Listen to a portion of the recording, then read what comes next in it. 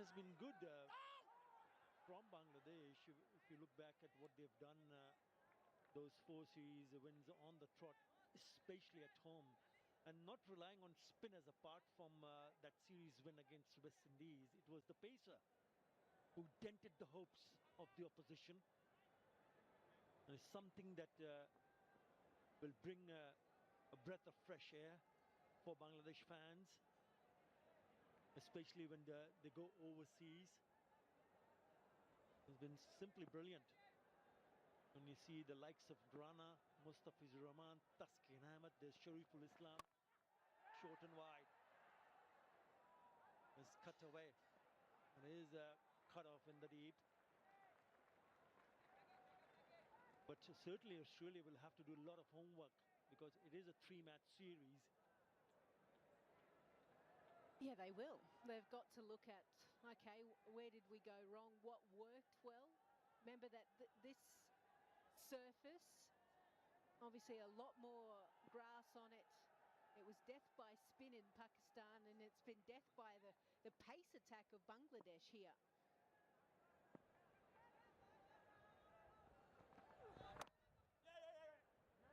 And you pointed out straight away, because the catches do win matches.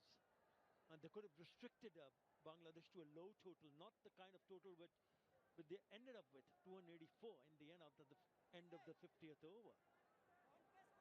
They dropped 3 catches. That's one of the areas where Australia do excel. But it was not their day in the field today, unfortunately.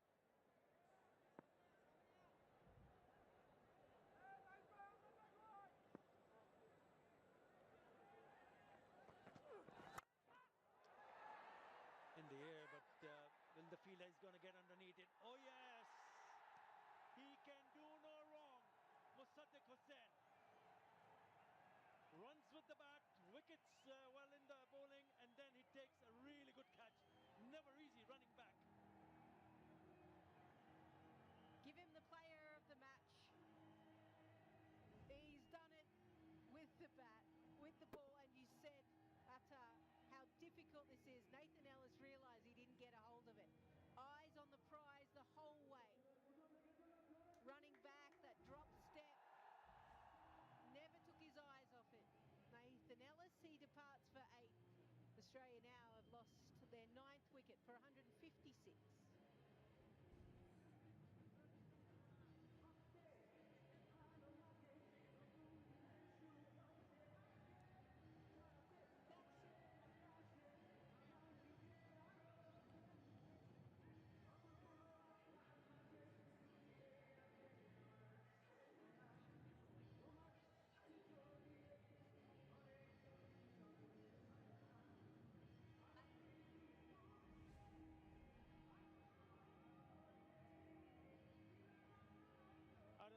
Zampa, the last batter in for Australia. What a wonderful game Mustafizur Rahman has had after a break of almost 4 years. He's shown with the bat, with the ball, and now in the field. You know, never an easy catch when the fielder is running backwards. Yeah, what you don't see is the split step. Just in the bottom of the screen where he tracked the ball nicely. When I talk about that drop step, it's a 45-degree to kind of sprint backwards with your eyes on the ball.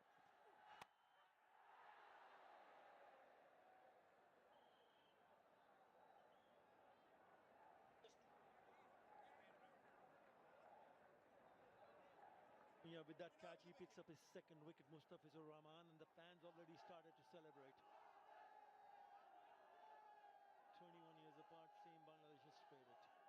Remember 2005 Cardiff? No, I don't actually. I'm sorry, I missed that game. I might have been playing at the time. They were the years that I was fortunate enough to be out there in the middle myself.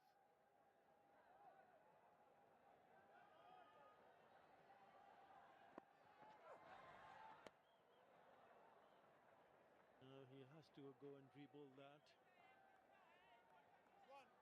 And it also sends a message to the opposition. Bangladesh do need to play against the top test playing nation on a consistent basis in each and every format, Lisa, as they go in Australia to play 2 test matches, and after a very, very long time. And they keep on winning.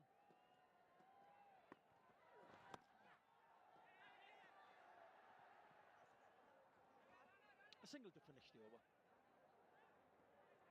150. Well, but he was running in harder and he was bowling more deliveries above that 140 mark consistently.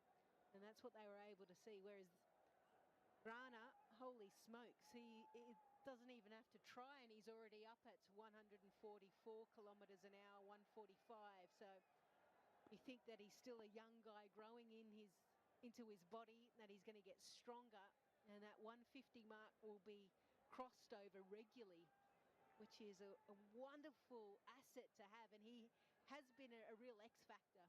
You look at the last 2 ODI series, 16 wickets. Today, 4 wickets. He comes in, he takes wickets straight away.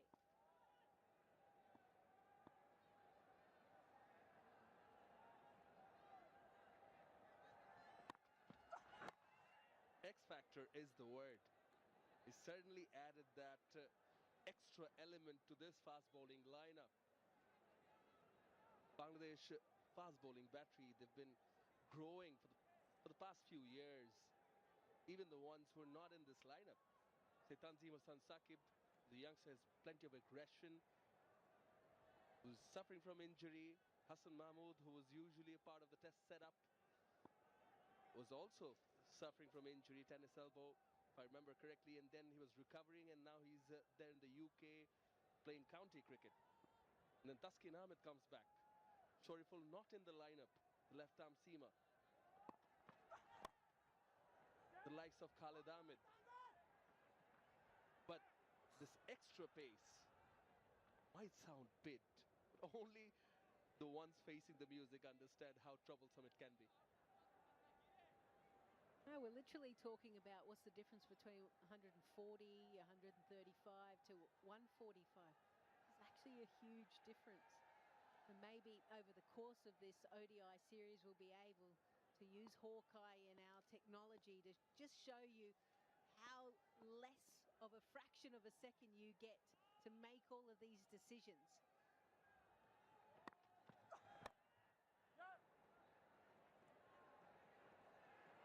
In the gap, and will get 4. Cameron Green against the odds. Next is pay 4. Fighting it out and placing a price tag on his wicket. And it's good to see as well. Someone that the Australian selectors have high hopes for in all 3 formats.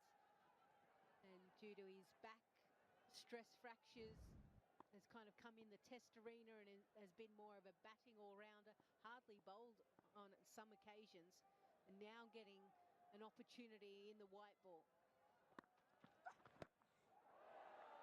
And then there's the surprising element. That extra pace.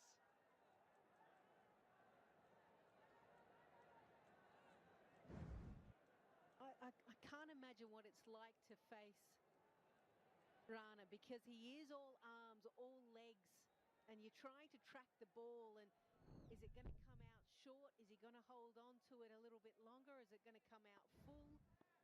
And he's now shown that he can bowl a slower delivery, so it's about the batters really honing in and trying to follow the ball in his hand.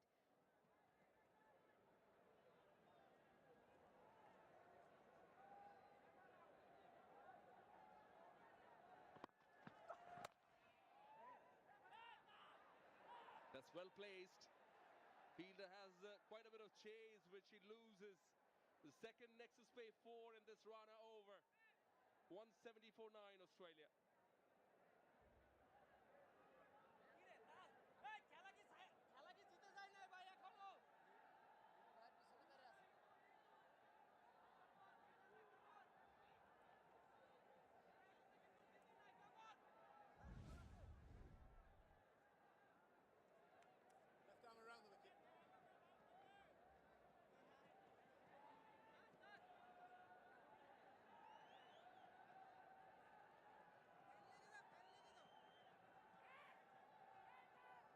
fair bit of difference between the two worms, quite visible.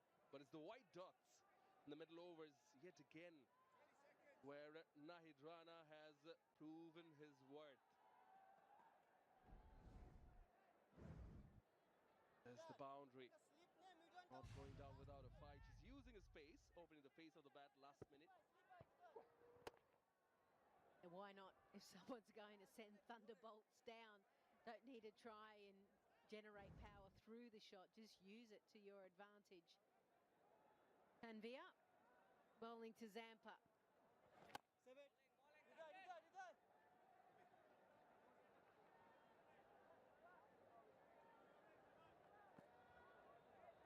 Spinner against spinner. Slip in place.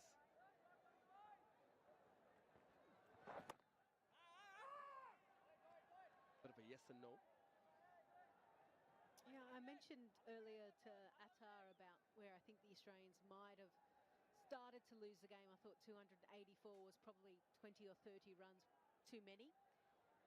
But then they've also got to look from a batting perspective.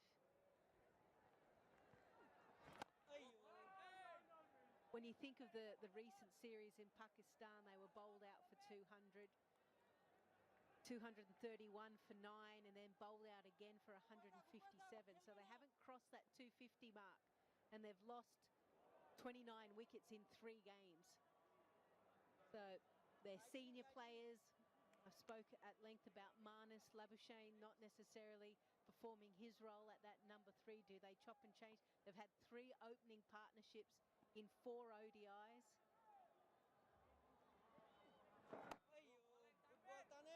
And for a team that's trying to rebuild and get opportunity, there has been a little bit of chopping and changing. And I think the selectors and the captain, Josh Inglis, Mitch Marsh should have been here. So there's a lot of things that have been thrown their way that they've had to adapt.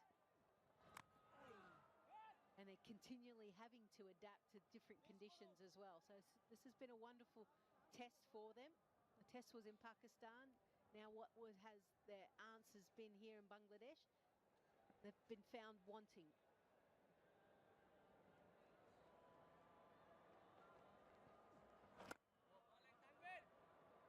Maiden over from Tanvir, 170 for 9.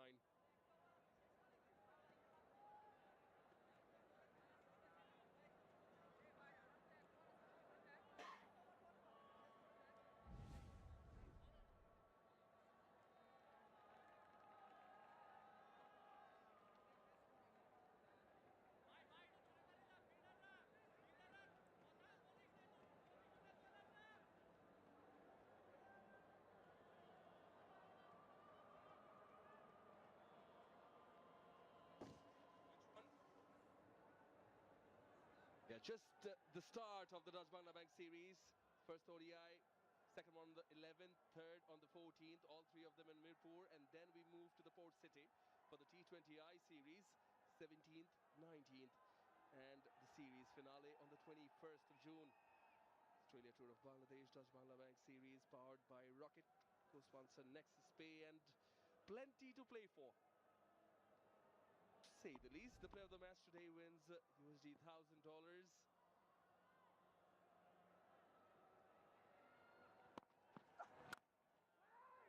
And to motivate the players further, on top of representing their own country at the top level, there's plenty more at the end of each leg of the series for the players.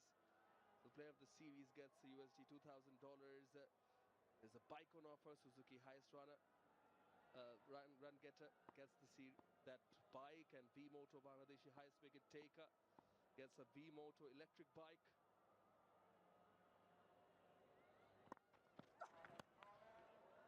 Again, that bounce, stinging, surely. Yeah, that's the second time that Cam Green has got it on the fingers. Rana is so tall. Something that you don't often see, someone that tall, that kind of pace. But Cam Green, who's just as tall, all of a sudden he's hopping around at the crease to try and ride the bounce. Isn't able to do so far.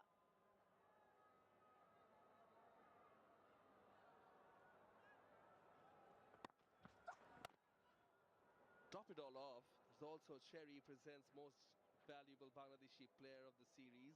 An extra bit of motivation from the home board, who gets this Cherry car, Cherry Tigo Cross. But having mentioned all of that, just wanted to ask Lisa, what are some of the changes in the short term going forward in this series you'd like to see? Do you see a change in the number 3 position? Somebody else who can take up that spot? Would you mingle with the opening pair yet again? And maybe give them the license to go ahead and give it all you have in the rest of the 2 ODIs. I guess when you look at who's sitting out, Ollie Peak, who made his debut in Pakistan, he's someone that potentially could come in, and that's where you kind of tinker potentially. Do you want to keep going with Matt Short as opening as well? The opening partnerships, I think they've had 3 ducks in a row, so it hasn't quite worked at all the combinations that they've tried.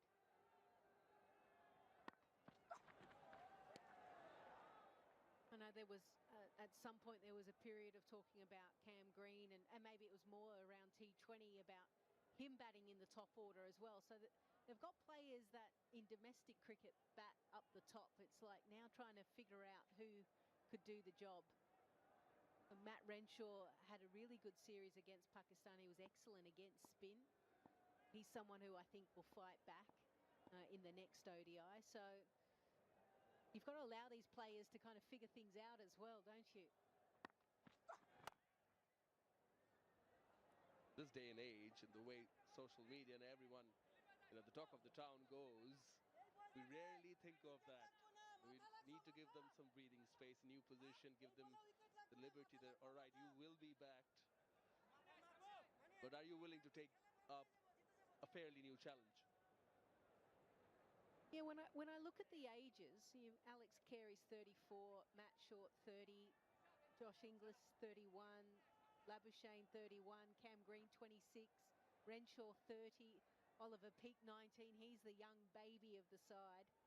So, and I think Cooper Connolly is in his early 20s. So it's still young in terms of how many matches they've played as well. And this is the type of series where they can problem solve a little bit as you're building towards a World Cup. That was the last delivery of power play 2 with 3 slips in place, but ends without any reward for Rana. 150 clicks is bowled. 40 done, 172 for 9.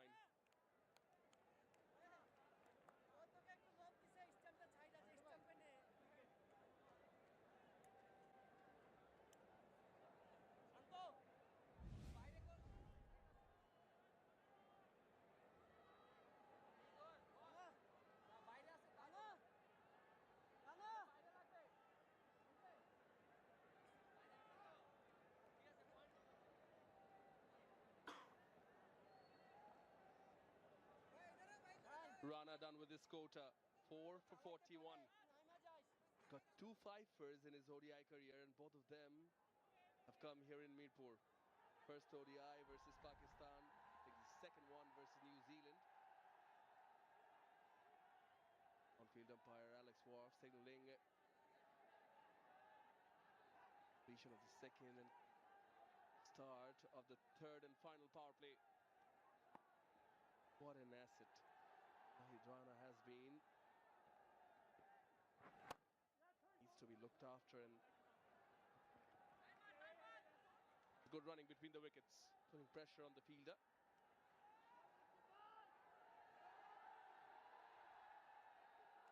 Andrew McDonald and the coaching staff, Michael DiVenuto, who's the batting coach, they'll be happy that there's a little bit of fight being shown. It could be easy just to try and throw the willow at the ball. These two have been able to bring a partnership of 18 off 24. Cam Green is not squandering his opportunity, 42 off 60. And whilst it looks inevitable that Australia will lose this match, there are some positives that they will take into the second ODI. And can they do a little bit more damage potentially?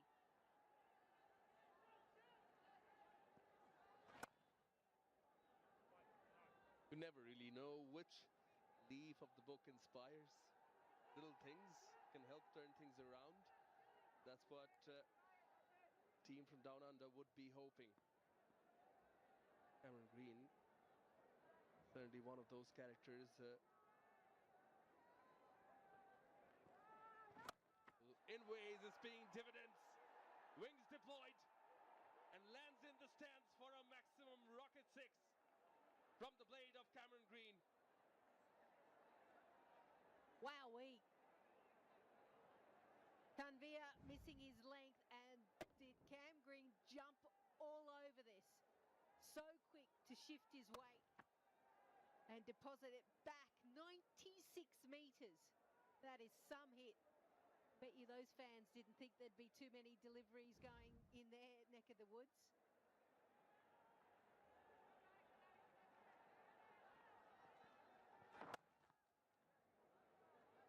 That single moves on to 49, does Cam Green. That's 6-hitting delivery though. Came quick, went faster. 94.6, but he enjoyed that pace. Not a bad average for a guy who's been in and out of this ODI side, and hopefully body-wise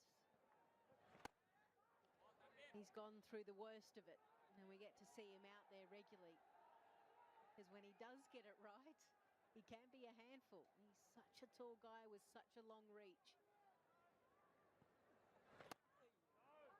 Offensive over this from Tanveer comes to an end. 182 for 9.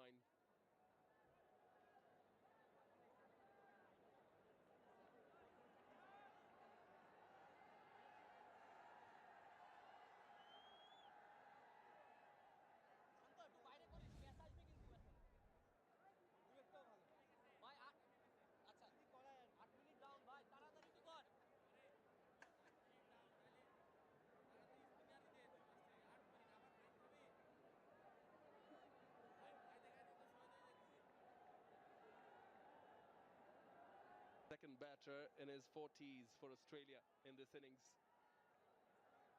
It was Rana who got rid of Carey. Done with his 10 overs. Green battling it out. 49 of 63. Surely one of the positive points they can take away. Maybe work around it.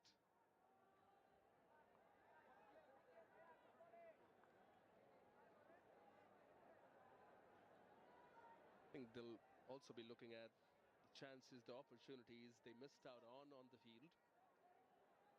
All three of the batters actually made them count. That's how Bangladesh reached 280. Yes, you still have to make it count, so taking nothing away from Bangladesh. Just the areas where you can improve. Green on 49. Nudges it on the onside and gets to his fourth half century in one-day internationals. And it has come against the odds. Thirdly, a knock worth clapping for.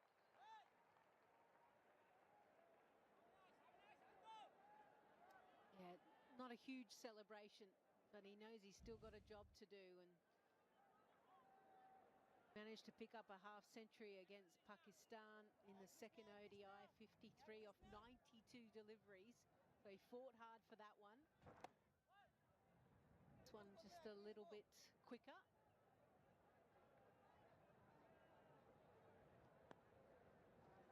Still had to fight for it. Even nature took a snap of that moment for Cam Green.